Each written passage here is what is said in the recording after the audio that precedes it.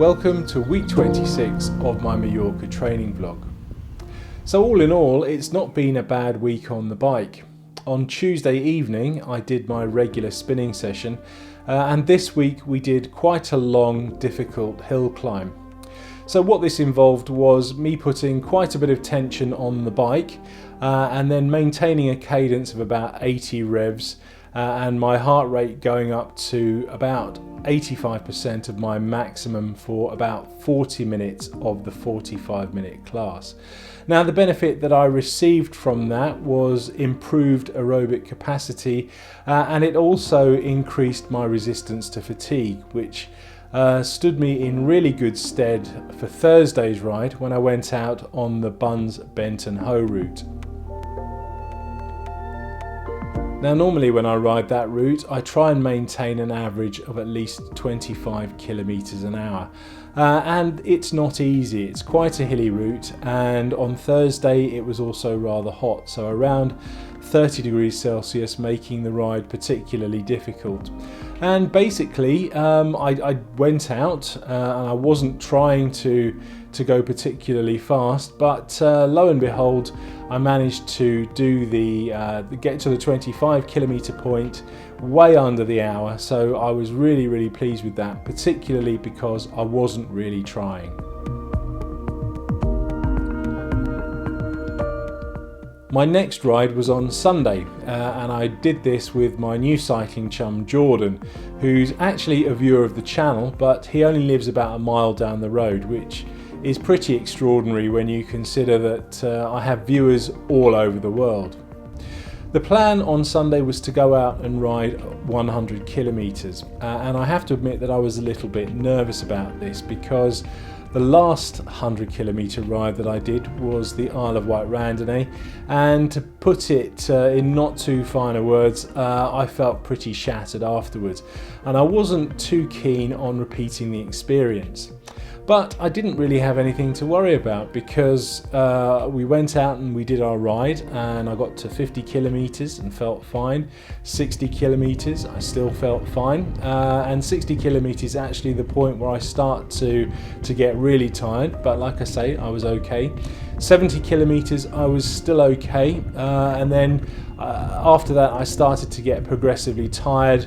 And then 90 kilometers I was pretty tired, but nowhere near as tired as I was on the Isle of Wight Randonnée back in May.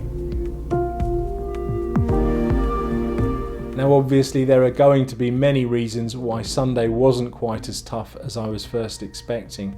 I think one of the big ones was that I had somebody with me, so Jordan took quite a lot of the wind. I was on his wheel for much of the ride and it's always much easier when you have a wheel to follow. Secondly, the wind was very much in our favour. We had quite a strong tailwind for quite a lot of the ride, and to illustrate that, there's a particular point on the route that I normally struggle with, and on Sunday, because we had the tailwind, I was absolutely flying along. Another reason why Sunday wasn't quite as hard as I was first anticipating could have been the route.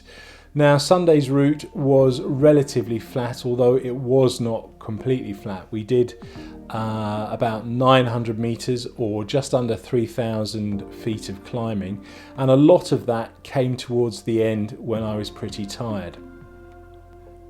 Another reason could have been my nutrition. I was paying particular attention on keeping myself properly fueled, so I was drinking and replenishing my fluid levels and electrolytes every 15 minutes on a schedule, and then every half an hour, 45 minutes or so, I was eating something, and in this case I was trying out some dates, as many of you have commented that they seem to be quite a good on the bike food.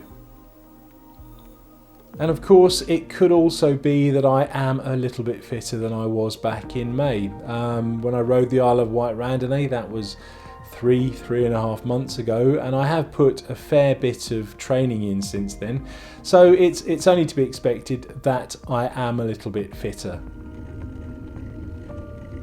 All in all, it was a fantastic, really enjoyable ride that boosted my confidence.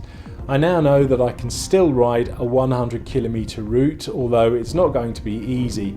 I just need to go out and do a few more of them. Thank you also to Jordan for coming out on Sunday. I get the feeling that the ride was just an easy spin for you, but nevertheless I really appreciate you sitting on the front there for about 90 kilometres and shielding me from the wind. Good luck with your Land's End John O'Groats ride at the end of this week. I hope you have an absolutely fantastic time. And in other news, the channel itself has achieved a couple of major milestones recently. The first of which was the 6,000th subscriber about 10 days ago, and then shortly after that, the 4 millionth view. Now I'd just like to take this opportunity to thank everybody who's ever watched a film, all the subscribers and everybody who supports the channel on a daily basis with all of the comments and all of the likes. It's absolutely amazing that you're here with me. I couldn't have done it without you. Just thank you so much.